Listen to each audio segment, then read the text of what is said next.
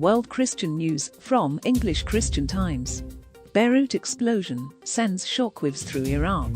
Last week's catastrophe in Lebanon's capital city of Beirut is one of the most forceful and damaging non-nuclear explosions in world history. Over 2,700 tons of polystored ammonium nitrate ignited in an explosion that was reportedly felt in both Cyprus and Damascus. Most corners of Beirut have significant damage, and it is estimated that tens of thousands are now homeless.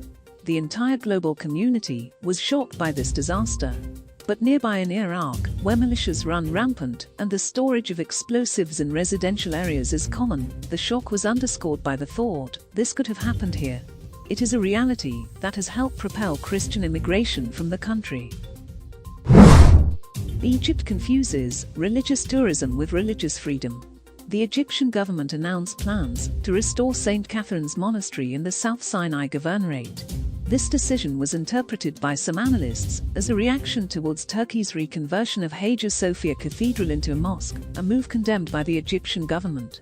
When announcing their plans for St. Catherine's Monastery, Egypt commented that it was a project with twofold intentions: refurbishing important Christian areas and increasing Egypt's religious tourism industry.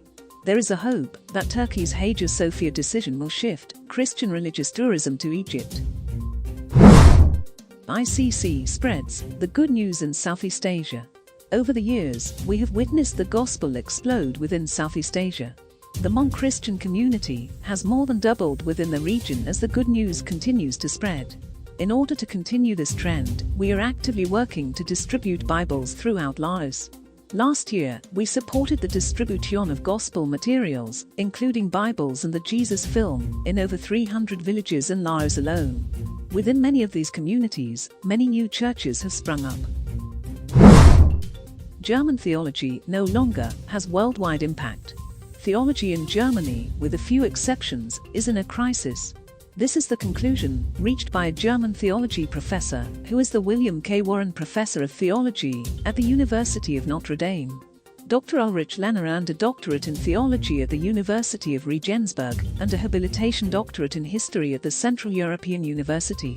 Speaking with CNA Deutsch, the professor and author of numerous books, including God is Not Nice, criticized not only a qualitative regression of German theology, while noting important exceptions, but also the way some of his colleagues work.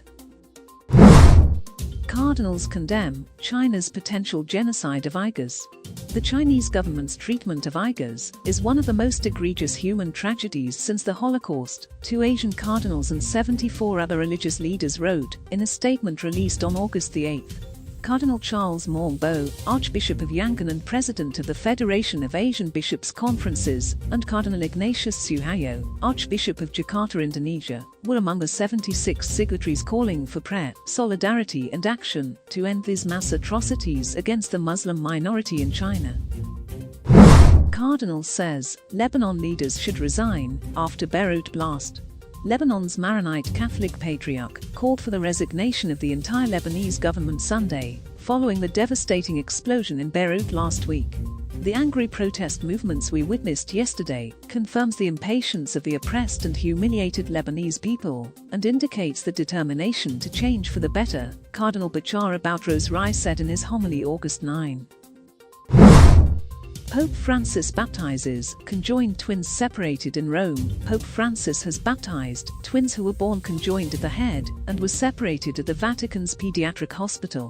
The twins' mother had said at a press conference, following the successful surgery at the Bambino Gesù Hospital on June 5, that she wanted the twins to be baptized by the Pope.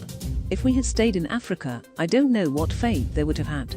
Now that they are separate and well, I would like them to be baptized by Pope Francis, who has always taken care of the children of Bangui, said the girl's mother Ermin, who came with the twins from the Central African Republic for the surgery, July 7.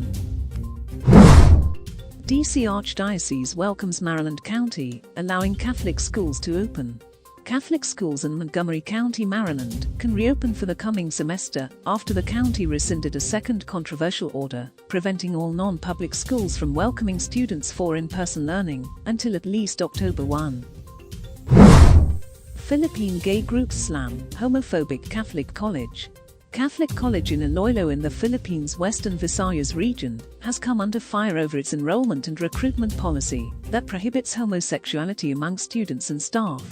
Assumption College Iloilo campus cites, in its employment contract and enrollment forms, a provision in its handbooks saying homosexuality is immoral and a ground for expulsion of students and the firing of staff. 17 nuns from Sisters of Charity in Convent Station have died during coronavirus outbreak. Sister Margaret Ellen's death in Cedar Grove on Wednesday represented a grim milestone for the Sisters of Charity of St. Elizabeth. She was the 17th sister from the order to die since New Jersey's coronavirus outbreak began in March. The Sisters of Charity does not say on its website that any of them died after contracting COVID-19, and their obituaries do not list causes of death. Most of them died in 2 long-term care centers, the types of facilities that have seen almost half of the state's total COVID-19 deaths. The remaining 3 died in hospitals. In God's plan, nothing happens by chance, said St. John Paul II.